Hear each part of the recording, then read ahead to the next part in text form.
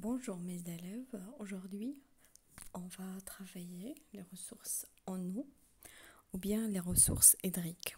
Alors on sait tous que la Terre est la seule planète jusqu'à présent du système solaire qui permettent à l'eau d'exister sous plusieurs formes, ou bien sous trois formes, à divers endroits et cela constitue ce qu'on appelle les ressources en eau ou bien les ressources hydriques. Alors, la première séquence, état de l'eau dans la nature. On va voir les états de l'eau dans la nature et ce qu'on appelle le cycle de l'eau. D'accord? La Terre est qualifiée de planète bleue car l'eau couvre les 2 tiers de sa surface. L'eau se trouve sous différentes formes selon les conditions de température et de pression. Alors, selon les conditions de la température et de la pression, on trouve l'eau sous différentes formes. Alors, la question qui se pose, quelle forme se trouve l'eau dans la nature? Quelles sont les différentes formes de réserve en eau? D'accord? Alors, vous avez sur la photo ici vous avez l'activité 1, les différents états de l'eau dans la nature. L'eau se trouve dans la nature sous 3 formes. Alors, sur ces photos ici, on a les formes qu'on peut trouver dans la nature sur notre planète de l'eau.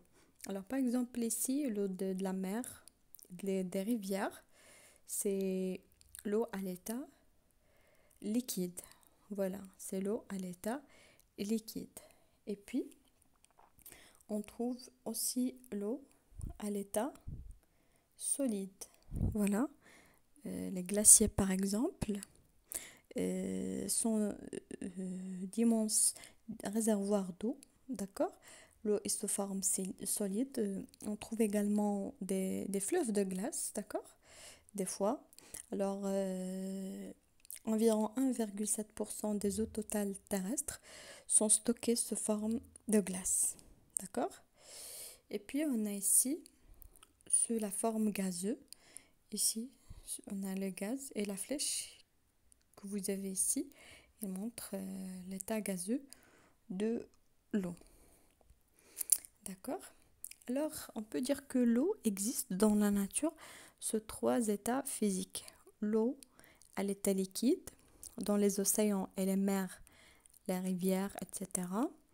L'eau à l'état gazeux sous forme de vapeur d'eau dans l'atmosphère. D'accord? Et l'eau à l'état solide sous forme de glace et de neige. Alors, je ne vais pas détailler les choses ici parce que je sais que vous avez vu cette leçon dans la matière de la physique. D'accord? On va passer sur des choses brièvement. Alors, les phénomènes physiques de transformation de l'eau d'un état à un autre sont la condensation. Alors, pour passer d'un état à un autre, par exemple de liquide au gazeux, ou bien de liquide au solide, etc. D'accord? On peut dire qu'on a plusieurs phénomènes. On a la condensation. Alors, la condensation, c'est quoi? C'est le passage de l'eau de l'état gazeux à l'état solide. D'accord? Passage de l'eau de l'état gazeux à l'état solide. من الحالة الغازية للحالة الصلبة. D'accord? Puis, vous avez la solidification. La solidification, c'est le passage de l'eau de l'état liquide à l'état solide. D'accord? On a la vaporisation, c'est le passage de l'eau de l'état liquide à l'état gazeux. من الحالة السائلة إلى الحالة الغازية. D'accord? La sublimation, c'est le passage de l'eau de l'état solide à l'état gazeux. De l'état solide من الحالة الصلبة الحالة الغازية كنسميها la sublimation. Puis on a la fusion. Fusion, c'est le passage de l'eau de l'état solide à l'état liquide. من الحالة